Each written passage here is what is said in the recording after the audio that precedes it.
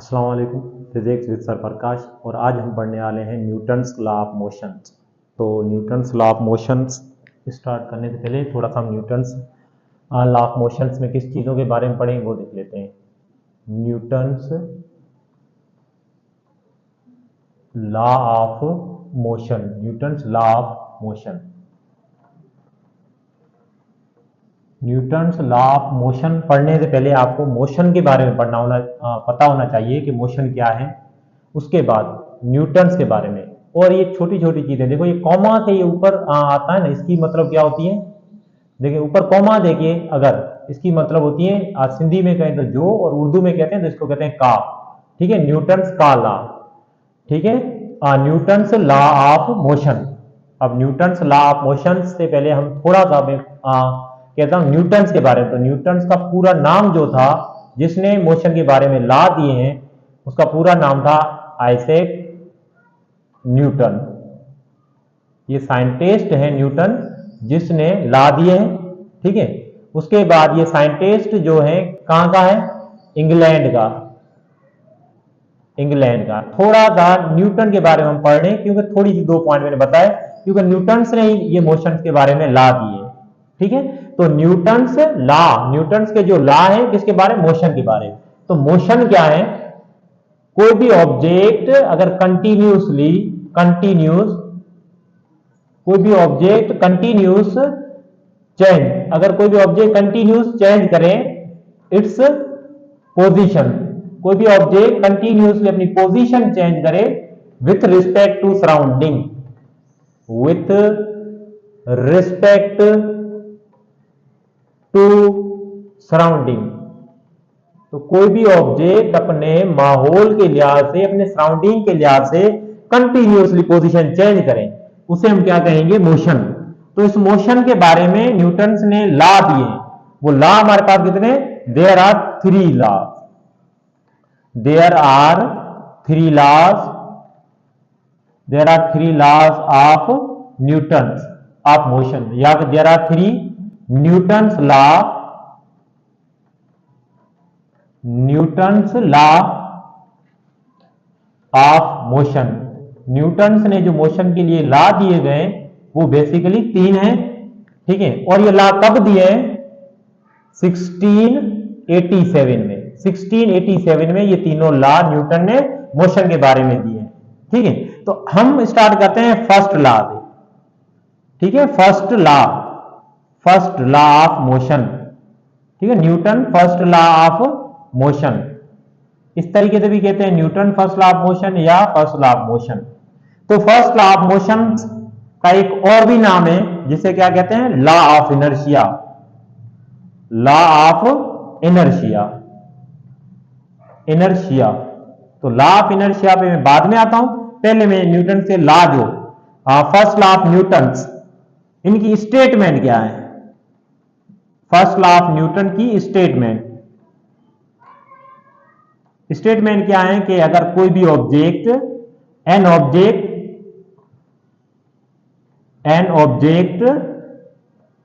At rest, अगर एक object एक रेस्ट पर हो, an object at rest, it remain at rest. अगर कोई भी ऑब्जेक्ट एक रेस्ट पर हो तो वो रेस्ट पर ही रहेगा, और an object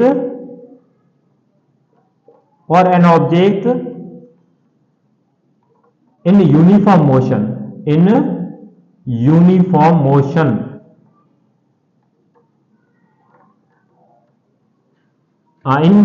motion, in uh straight line,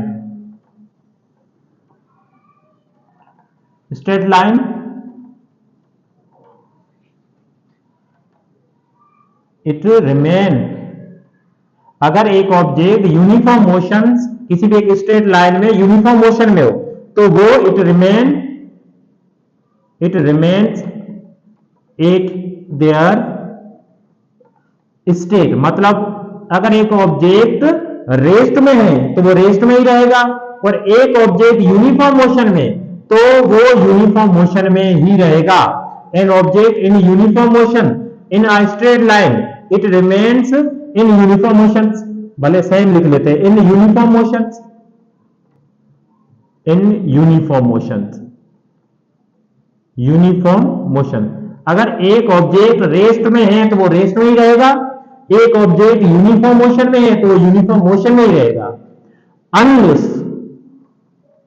unless acted upon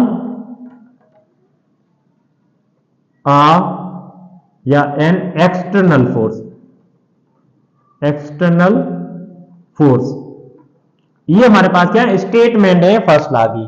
क्या कहते हैं फर्स्ट लॉ, कि कोई भी ऑब्जेक्ट अगर रेस्ट में है तो वो रेस्ट में ही रहेगा, अगर यूनिफॉर्म मोशन में है तो वो यूनिफॉर्म मोशन में ही रहेगा, जब तक कि उनको कोई एक्सटर्नल फोर्स ना दिया जाए। कहने का मतलब अगर मार्कर को मैं टेबल के ऊपर रख दूं तो वो मार्कर टेबल के ऊपर ही पड़ा रहेगा, जब तक उस मार्कर को मैं एक्सटर्नल फोर्स बाहर से कोई एक्सटर्नल फोर्स देके लू ना, तब तक वो मार्कर वहीं पर पड़ा रहेगा, रेस्ट में ही होगा। फर्स्ट पॉइंट क्या है, कोई भी ऑब्जेक्ट रेस्ट में होगा तो वो रेस्ट में ही रहेगा। आप देखें, इमेजिन करें एक आपके पास टेबल है, टेबल के ऊपर मैं मार्कर रख रहा हूं, तो जब मार्कर रेस्ट में है तो वो रेस्ट में ही पड़ा रहेगा, जब तक उसको कोई बाहर से फोर्स देके लेना। या फिर दूसरा पॉइंट क्या है, कोई यूनिफॉर्म मोशन। ऐसे समझिए आप गाड़ी चला रहे हो, गाड़ी फुल स्पीड में कर ले, या बाइक चला रहे हो आपने, जो भी उसके एक्सीलेटर्स हैं उस एक्सीलेटर्स को फुल ऑफ कर ले, फिर आपके पास बाइक की जो भी एक्सीलेशन, जो भी उसकी वेलोसिटी होगी ना, वो फुल एक्सीलेशन के साथ मूव कर रहा होगा, तो उसकी ना इंक्रीज या डिक्रीज होगी। अब अगर आप उस पर कोई एक्सटर्नल फोर्स ना दे तो क्या वो उसकी स्पीड कम होगी, क्या उसकी स्टेट वो रेस्ट में आएगा? रेस में तब आ सकता है या उसका पेट्रोल खत्म हो जाए, वो एक्सटर्नल सोर्स है, या फिर आप ब्रेक दें, या फिर आप रेस को कम कर दें। कहने का मतलब अगर कोई भी ऑब्जेक्ट यूनिफॉर्म मोशन के साथ मूव कर रहा है तो वो कंटिन्यूअसली यूनिफॉर्म मोशन के साथ ही मूव करेगा, जब तक उस पर कोई एक्सटर्नल फोर्स ना दिया जाए। तो ये न्यूटन्स के लॉ या इस स्टेटमेंट के दो पॉइंट है। अगर कोई ऑब्जेक्ट रेस्ट में है तो वो रेस्ट में ही रहेगा, जब तक उस पर कोई एक्सटर्नल फोर्स ना दिया जाए। दूसरा पॉइंट है, अगर कोई भी ऑब्जेक्ट यूनिफॉर्म मोशन में है तो वो यूनिफॉर्म मोशन में ही रहेगा, जब तक उस पर कोई एक्सटर्नल फोर्स ना दिया जाए। ठीक है, तो इसे हम क्या कहते हैं, Newton first law of motion. अब Newton first law of motion में हमने ये पढ़ा कि कोई भी ऑब्जेक्ट रेस्ट में है तो वो रेस्ट में ही रहेगा, और यूनिफॉर्म मोशन में है तो यूनिफॉर्म मोशन में ही रहेगा। लेकिन सोचें कि कोई भी ऑब्जेक्ट रेस्ट में है तो वो रेस्ट में क्यों ही रहता है? अगर कोई भी ऑब्जेक्ट मोशन में है तो वो मोशन में क्यों रहता है? यूनिफॉर्म मोशन से मूव करे ना, तो वो यूनिफॉर्म मोशन में क्यों रहता है? तो वो रहता है ड्यू टू इनर्शिया। तो यहां पर अब जो मैंने सेकंड कहा था ना, फर्स्ट लॉ को लॉ ऑफ इनर्शिया भी कहते हैं, तो यहां पर अब मैं थोड़ा सा इनर्शिया के बारे में लिखता हूं, इनर्शिया को इंट्रोड्यूस करता हूं। इनर्शिया, अब इनर्शिया क्या है? इनर्शिया क्या है? It is property of body, it is property of body. ये बॉडी की खासियत है, बॉडी की खुद की खासियत है, खुद की, ठीक है ना।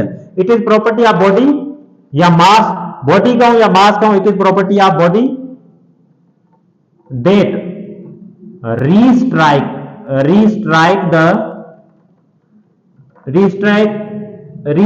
द चेंज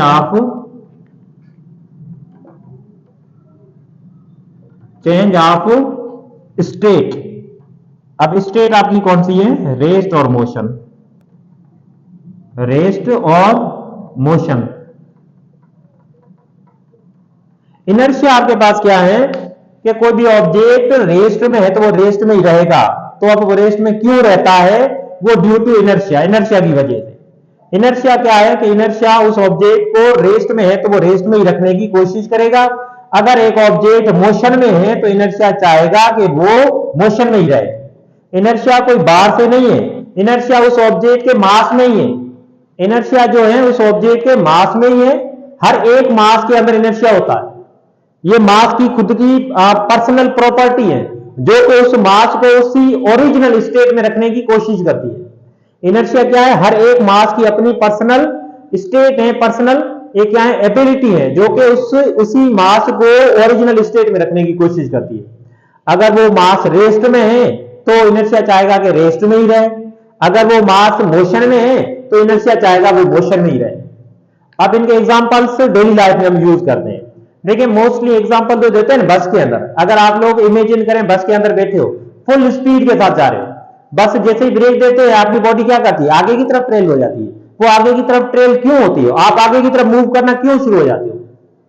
वो इसलिए कि आपकी बॉडी जो है वो चाहती है कि बस भले रुके लेकिन मेरी बॉडी जो है वो उसी मोशन में रहे जो कि बस जिस मोशन से मूव कर रही थी। इसी तरीके से बस स्टॉप हो गई, आप रेस्ट में बैठ गए, सडनली अगर स्पीड बढ़ा के सडनली बस की स्पीड बढ़ा दे तो आपकी बॉडी क्या चाहेगी, पीछे की तरफ ऐसे धकेलते हो, आपकी बॉडी जो है वो आपको पीछे की तरफ धकेलती होगी। वो पीछे की तरफ क्यों धकेलती है? क्योंकि आपकी बॉडी चाह रही है कि मैं जिस रेस्ट पोजीशन में थी उसी रेस्ट पोजीशन में रहूं। तो वो जो रेस्ट पोजीशन में या मोशन वाली पोजीशन में बॉडी को रख रहा है वो क्या है हमारे पास, वो बेसिकली इनर्शिया है। तो इसीलिए इनर्शिया ही है जो ऑब्जेक्ट को रेस्ट में ही रखता है और इनर्शिया ही है जो ऑब्जेक्ट को मोशन में रखता है। तो इनर्शिया एक बॉडी की प्रॉपर्टी है जो कि बॉडी को उसकी ओरिजिनल स्टेट में रखना चाहता है। अगर वो रेस्ट में है तो वो चाह रहा है, इनर्शिया चाह रहा है कि रेस्ट में ही रहे। अगर वो मोशन में है तो इनर्शिया चाह रहा है कि वो मोशन में ही रहे। ठीक है, तो ये हमारे पास इनर्शिया का बेसिकली यही कॉन्सेप्ट है।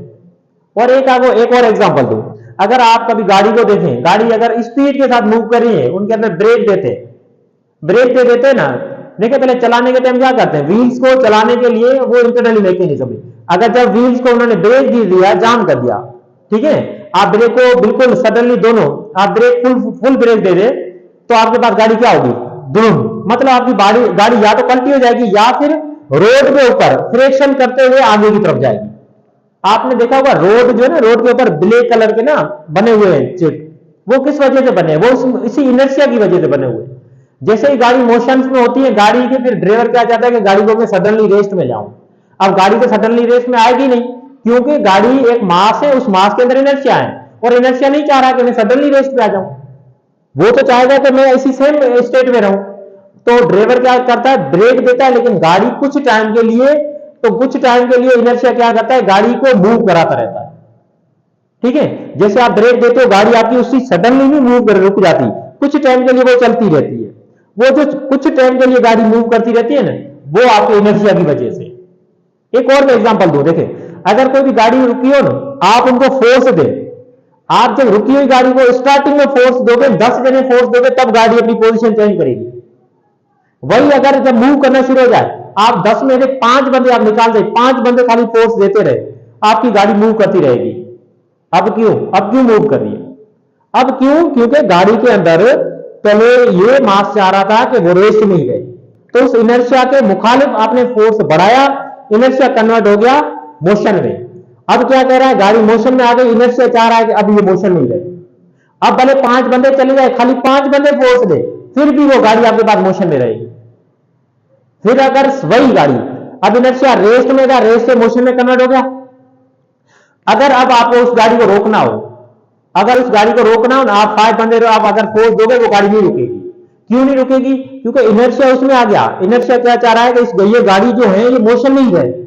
अगर इस गाड़ी को मोशन से रेस्ट में ले आना है, मीन्स के इनर्शिया को कन्वर्ट करना है, मोशन वाले इनर्शिया को रेस्ट में कन्वर्ट करना है, तो आपको इनर्शिया जितना है बॉडी का, उस मास का, उससे ज्यादा फोर्स देना पड़ेगा।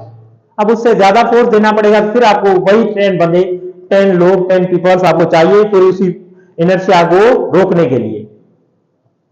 तो ये हमारे पास बेसिकली यहां पर एक्सीडेंट्स वगैरह होते रहते हैं डेली लाइफ में, या डेली लाइफ में हम सडनली ब्रेक दें, चलते हुए कभी सडनली ब्रेक दें तो हमारे पास जो हम थोड़ा सा आगे मूव कर जाते हैं ये इनर्शिया की वजह से, या सिंपल कहें कोई ऑब्जेक्ट अगर रेस्ट पे पड़ा हुआ है वो कंटिन्यूस क्यों रेस्ट में है, वो भी ड्यू टू इनर्शिया, वो भी इनर्शिया की वजह से। तो ये सिंपल इनर्शिया की वजह से सारी चीजें रेस्ट में है तो रेस्ट में ही रहती है, और मोशन में हो तो मोशन में ही रहती है। तो इनर्शिया जो है ना, इनर्शिया वो डिपेंड करता है मास पे। इनर्शिया जो है ना पूरा का पूरा मास पे डिपेंड करता है। अगर आपके पास मास ग्रेटर है, अगर मास ग्रेटर तो समझ लें कि इनर्शिया ग्रेटर, तो इनर्शिया जो है वो क्या होगा, ग्रेटर। मास ग्रेटर, इनर्शिया ग्रेटर। अगर मास कम होगा तो इनर्शिया कम होगा। ये आप लोग देखें कैसे, अगर मैं कह रहा हूं गाड़ी, अगर आप लोग बड़ी गाड़ी हो, बस हो, एक कार हो, कार को धक्का देने दो बंदे धक्का दे देंगे, लेकिन बस को दो जने नहीं दे सकते, क्योंकि उसके अंदर इनर्शिया है, मास ज्यादा है, इनर्शिया ज्यादा है, इनर्शिया चाह रहा है कि ये रेस्ट में ही रहे। अगर उसके इनर्शिया को रेस्ट से मोशन में कन्वर्ट करना है, हमें फोर्स ज्यादा देना पड़ेगा। इट मीन्स ग्रेटर मास में ग्रेटर इनर्शिया है। ठीक है, तो ये हमारे पास सिंपल टॉपिक था, फर्स्ट लॉ ऑफ न्यूटन। इसके बाद हम पढ़ेंगे सेकेंड लॉ ऑफ न्यूटन, तो वो मैं नेक्स्ट वीडियो बनाऊंगा उसके ऊपर। तो ये वीडियो अगर आप लोगों ने पूरा देखा होगा तो इस वीडियो से बहुत कुछ सीखे होंगे। तो इसी तरीके से वीडियो को लाइक भी करें, शेयर भी करें और चैनल को सब्सक्राइब भी करें। Thank you.